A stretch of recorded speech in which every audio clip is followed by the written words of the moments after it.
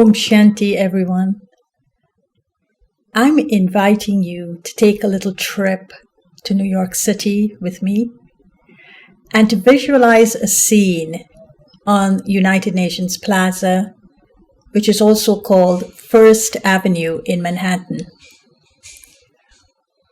Let me describe what is First Avenue in Manhattan.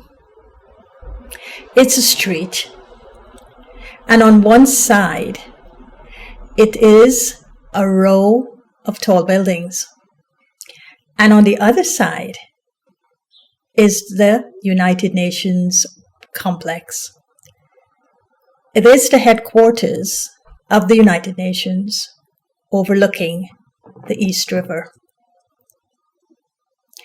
I'm walking along this street, this avenue, and all of a sudden I'm aware that there is an outline of a form of light walking toward me.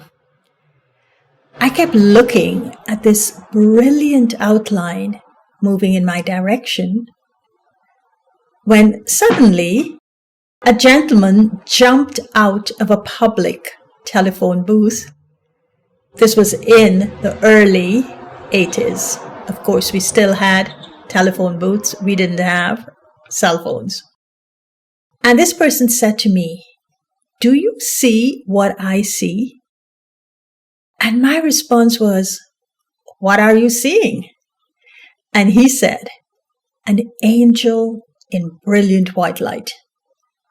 I started laughing as I realized in that moment that it was Didi Manmohini walking toward us on her way to visit the Undersecretary General of the Department of Public Information at the UN. The guy said, "Gosh, I didn't know there were angels walking on the streets of Manhattan."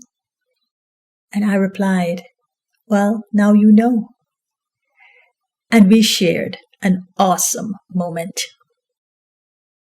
Talking about Didi Manmohini is like being in the awesomeness of presence.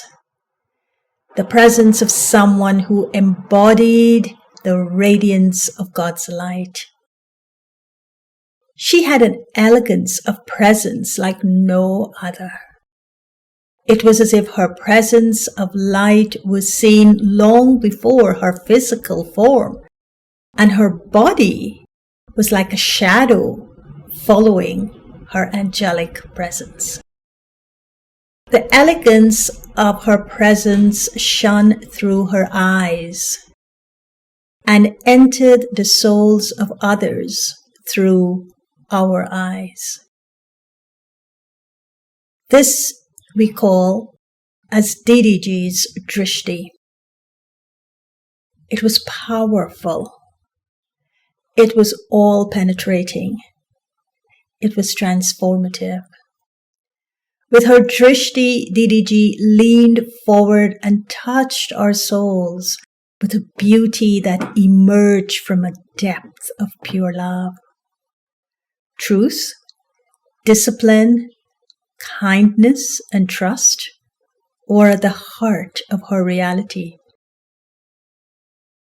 At the core of Didiji's presence was a profound silence. Subtle ripples rose out of her silence with soft and gentle whispers that touched our lives in captivating ways. People described Didiji's drishti as magnetic, her words as dynamic, her lightness as riveting, and her spiritual beauty as transcending. Those of us who were fortunate to have been personally touched by the core of silence of Didi's soul felt as if we walked through the door of enlightenment. Just being in her presence, we were able to transform chaos into harmony, contradiction into truth, indifference into kindness, and fear and confusion into trust. I would describe Didi's presence as transformative.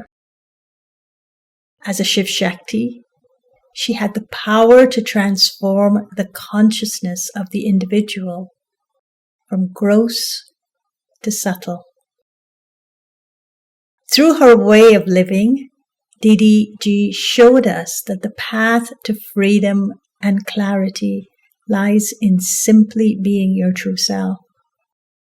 She encouraged in each one that trust lies in the act of being rather than the act of doing. Trust comes from being trustworthy. Self-sovereignty is what Raj Yoga is all about. The return to self-sovereignty calls for a high degree of self-trust. Didi was a master at navigating her journey, through which the integrity of her pure presence flowed naturally and freely. In God, she trusted. She explored self-realization within the divine embrace of God. This divine embrace was like a light within her heart, and nothing could extinguish it. This light illuminated the essence of her presence, and the dignity of her presence was upheld in God's embrace. As we honor Didi's presence, let us remember that she showed us what a Raj Yogi's life is all about. It's about Sat, truth. It's about Chit, being in the purest of awareness. And it's about Anand, bliss. Om Shanti, and thank you.